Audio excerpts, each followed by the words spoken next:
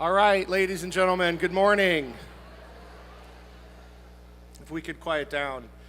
Before we get started with a very special assembly, I wanted all of us to give a round of applause for our musical theater folks who did a wonderful job.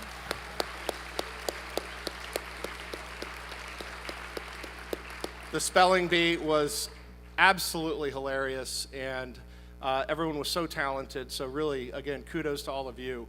Today is Veterans Day, and so we have a special speaker here to share some thoughts about his service and about what this means.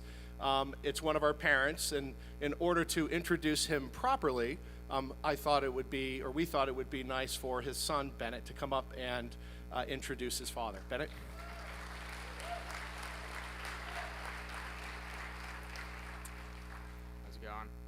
Hi, I'm Bennett Smith, a senior here, and I want to take the opportunity to introduce your Veterans Day speaker and my dad, Lieutenant Colonel Sam Smith, call sign Dirty.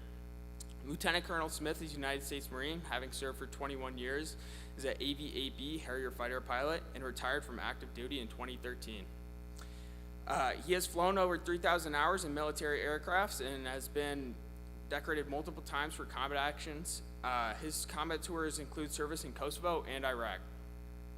Aside from flying, he has also done tours of duty with the infantry as a forward air controller and in the Pentagon as the Chief of Operations for the Assistant Commandant of the Marine Corps for Aviation, where he frequently briefed the Secretary of Defense and Joint Chiefs.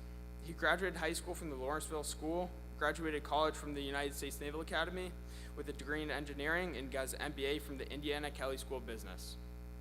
He currently works at Pratt & Whitney, where he's the Director of Sustainment for the F-22 fighter engine program. His wife Molly and he have 3 sons, Hayden, who's now also a Marine, Carter's at Syracuse University, and of course me, all of whom have graduated or attend KF. Please join me in welcoming my dad, Lieutenant Colonel Dirty Smith.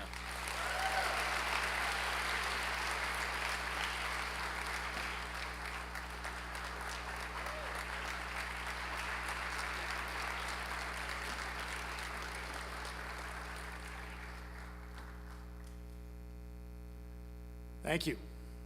Thank you, Ben, for that introduction and your willingness to give it. I want to start off by thanking Mr. Dillo for inviting me to speak today for a school that I've been a part of now for 10 years. So really special day for me as well, so thanks for having me. I also want to thank the faculty and staff for being great educators and role models for my 3 sons, and allowing at least 2 of them to graduate and hopefully 1 more here soon.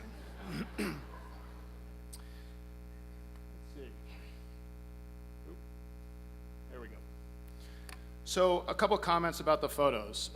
Ben mentioned that I was a Harrier pilot. So what's a Harrier? That's that airplane in the middle. That island up there is a place called Wake Island. It's a place in the middle of the Pacific that I flew over on the way to Japan one time. Has some historical significance for those World War II buffs, but nevertheless, that's what I flew. There's also a picture there of me behind a C-130 getting refueled. That was probably in Iraq in about 2001, I'm thinking. Also want to say there's my family up in the top left who made tremendous sacrifices for me so that I could follow my dream to become a Marine and to stay a Marine for 21 years. That's my squadron that I commanded there in the middle. And the one special person that's up there, that woman, is my Sergeant Major. Her name is Sergeant Major Painter, and in the Marine Corps parlance, we would call her a badass. She did multiple combat tours in Afghanistan. That picture was taken about 3 or 4 days after a significant firefight that she was involved in. And it means a lot to me because that particular picture shows the compassion that our military service members can show even after something as significant as combat, where she was helping out an Afghan orphan in a village over there. So I was not serving with her at that time, but it's a special thing. So I'd like to do a little exercise here to get you all grounded in how big our veteran community is. Like you all to stand up if you have a direct member of your family, meaning mom, dad, brother, or sister, who serves now or has served in the United States military. Please stand up. Congratulations. Stay standing. We're going to do a lot of standing here for a couple minutes just to get you all grounded. Okay, so you note it's probably about, I'd say, 8% of the crowd here or so forth. Now, if you have a grandmother or grandfather or aunt or uncle that also served, please stand up. Wow. That actually is impressive because that is not the national average that I'm about to show you. But that is incredible. Congratulations, all of you, for being part of your military families. You can sit. Today, veterans make up about 12% of the population, and you'll note in the slide behind me that big peak in the middle. Where do you think most of those people came from, that big peak? Well, draft is part of it. 1973 was when the draft ended, and there's a slide that'll talk about that. But that peak right there is probably majority World War II veterans. And then as that declines, right, it's mainly because our World War II veterans have, passed on. There's really not that many left, probably in the thousands, okay? But we have about 12% make up today. So you all have about 510 students, so that would be about 60 of you. So I'd ask maybe these first 5 rows stand up. 1, 2, 3, 4, 5, stand up. Okay? That is the size in your total population of veterans that serve in this country. Okay, that is all. That includes children. If you did over 18, it would be a different number. Okay, thanks. Sit down. But by 2040, we expect that number to be about 8%. So that would be half that crowd that stood up right there. So how many actually serve today? This is a slide that shows how many since, I think, 1900s? Yeah, 1915 served. You notice the big spike there. Again, what time frame was that? World War II, right, where a significant portion of the population served. But you see where we are today, all the way in this says 2018, but really the size of the military hasn't changed from about 2.2 million for about 24 years, okay? So out of approximately 335 million people, that's only 2.1 million people are serving in the active duty and reserves. So that's 0.6% of your student or of the population. And for here, that would be, can you two stand up right there? Just you two, yep. On the end, you two, yep, I'm gonna call you out. That's it. There's the population of your country, represented by your school population. There's the population that currently is on some form of either reserve or active duty, so not much. Thanks. Recall that the military is comprised of both active duty and reservists that only serve when called up for brief training sessions. If you want to know how many active duty are serving at any given time, meaning people in full-time in uniform serving every day, that would be about 1.3 million people, or about half of those standing. So only one of you would be standing in the entire population of the country. So it's quite significant. That percentage shrinks every year as our population grows. And in about 10 years or so, the amount of people serving on the reserves or active duty will be about 0.24%. So really not much of your country. We don't expect that number to grow very much, especially with the budgets we have. One quick point is that the percentage of veterans and people in active service declines, so does that representation in our government. Have a quick look at this slide, which shows the House and Senate, how many have served. It's important because it's really their authority that sends our service members into battle. And I think it's beneficial to have folks in the Congress to know that it's not just an idea or statistic, and that they have perspective on having been there themselves and know what our military members and their families go through. Note, we're hovering around 17 to 18% now, but that will dwindle with time. So, I served in the Marine Corps, but let me shift perspectives and now talk about how many are in each branch of the service, which includes the reserves for the purpose of this conversation. We'll do this in the context as if all of you in this room were in the military. So what's the biggest service? Can anyone tell me? Who said it? Someone shout it out. That's correct. So about half of you in this room. So this entire side of the room, please stand, all you middle schoolers. And I guess these first 3 rows or so, please stand. That's your United States Army, okay? So now, what's the next biggest force? The Air Force. So you front rows sit down. Hold on, the rest of you stay standing. You last 6 rows, go ahead and sit down. That's your Air Force, okay? Your Navy is about the same size, so another 2 rows sit down. That's the next biggest, okay? And then who's next? The Marine Corps. So I would say these first 4 rows, everybody else sit. The first 4 rows stay standing. That's your Marine Corps in the context of if everybody in this room were serving. Who can tell me the smallest force? What is it? The Coast Guard? You're close, but not quite. But we will go on to the Coast Guard. So 2% of you, so 1 row. Just 1 row. Let's go 2 rows here. The front 2 rows stay standing. And then go ahead with who's got the smallest force? That's correct. And if it was the Space Force, all of you sit down except you 2 fine young men right here. There you go. That's the Space Force. So it just gives you a little idea of, how big your military is, and hopefully that was somewhat effective. Never tried that before, but there it was. So now I get on to the main talking points of my discussion today. My remarks today will be brief, but I hope impactful in the context of today's seemingly caustic political environment and thought-provoking about your responsibility regarding the nation's future. I hope that after I speak, you'll reflect and remember that it is all of you here in this room and your peers around this country that truly have the power to change our national mood and make our country what you want it to be.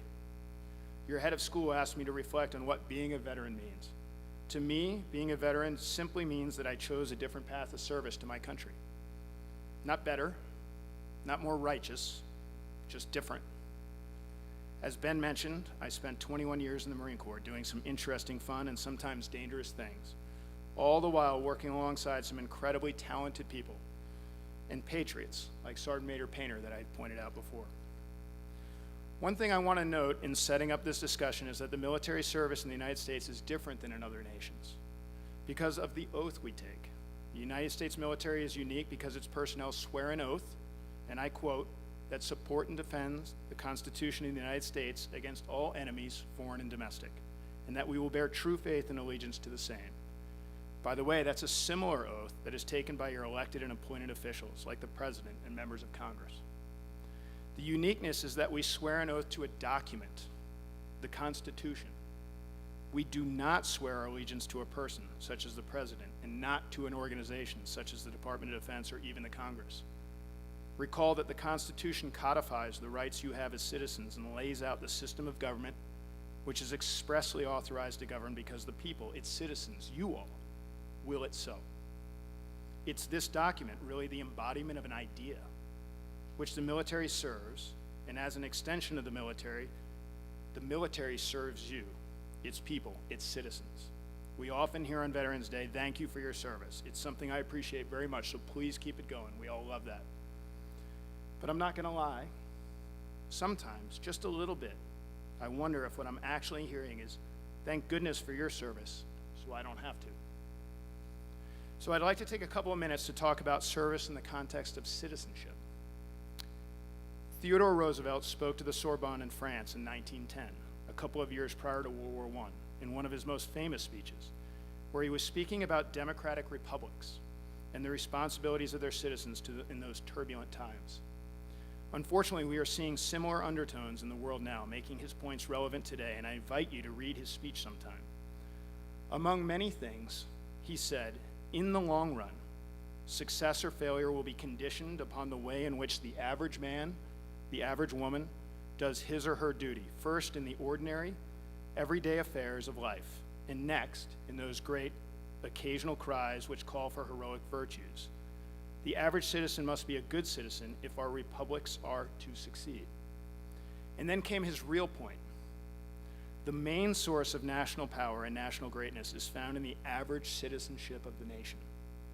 Note, he didn't ascribe the power of a nation to being its military, its government institutions, financial or economic prowess. He was specifically pointing to the main source of national power. He was pointing to you all in this room and the citizens around this country.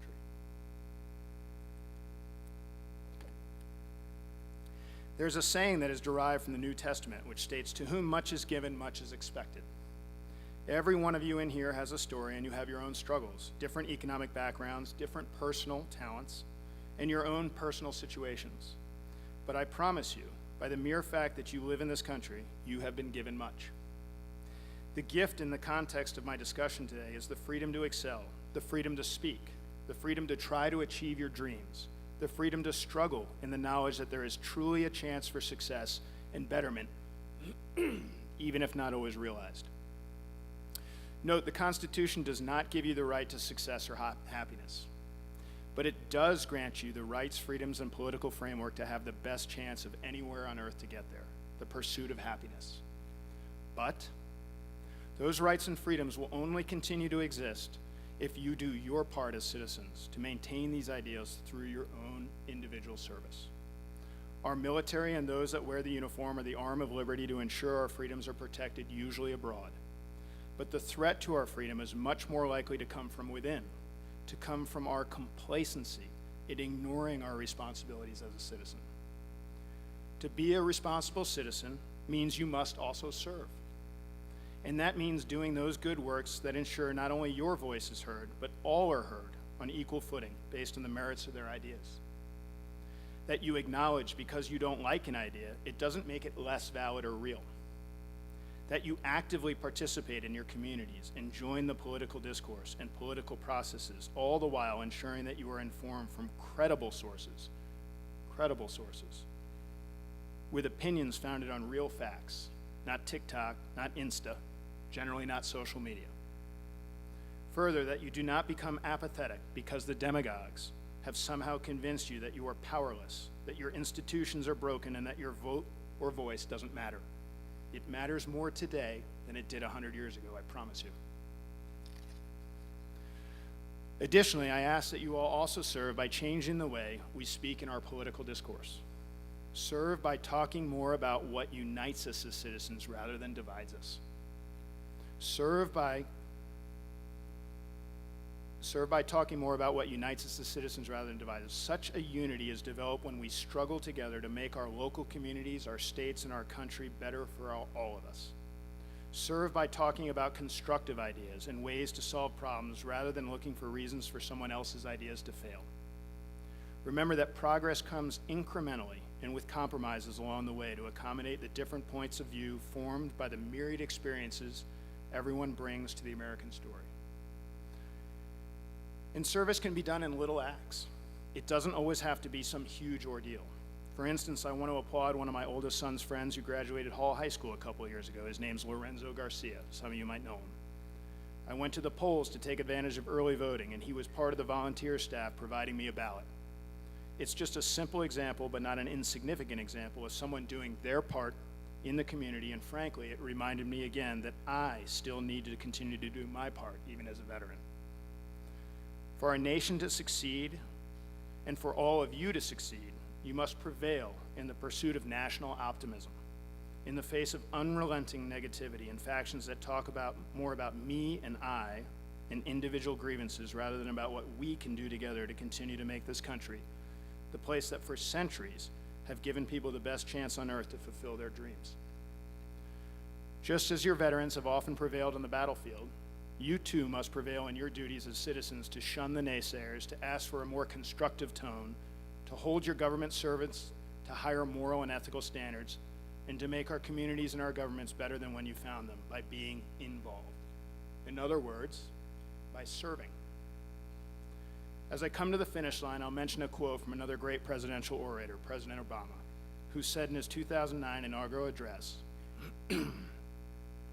"What is required of us now is a new era of responsibility, a recognition on the part of every American that we have duties to ourselves, our nation, and the world, duties that we do not grudgingly accept, but rather seize gladly, firm in the knowledge that there is nothing so satisfying to the spirit, so defining of our character, than giving our all to a difficult task. This is the price and the promise of citizenship." Thank you for listening to me reflect on what service means to me as a veteran, as a citizen, and I hope that you might remember some of what I've spoken about here today. I'd ask that when you say thank you for your service to a veteran or celebrate future Veterans Day, you'll also rededicate yourselves to your own service as a citizen. And remember that without you all doing your part, there's really nothing for veterans to serve for. This is your country. The tools are all there to do great things, but it takes you all to ensure we don't lose it. That's a big responsibility, but a worthy one. Your veterans are counting on you. God bless you all, and go Wyverns.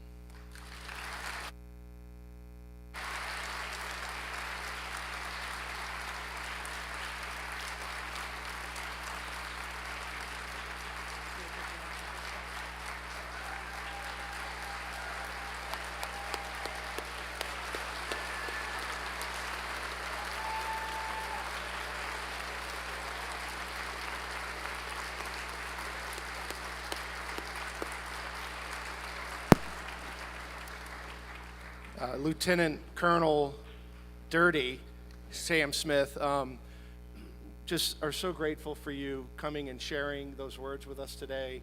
Grateful for your service to our country, but also for inspiring all of us to think about what we can do, the difference we can make in our communities, for our country.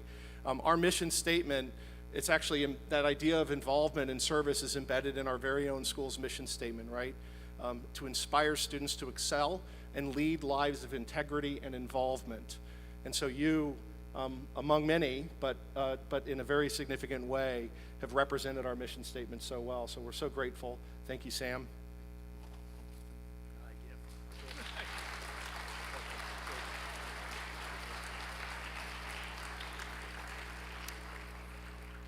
Students, you're dismissed.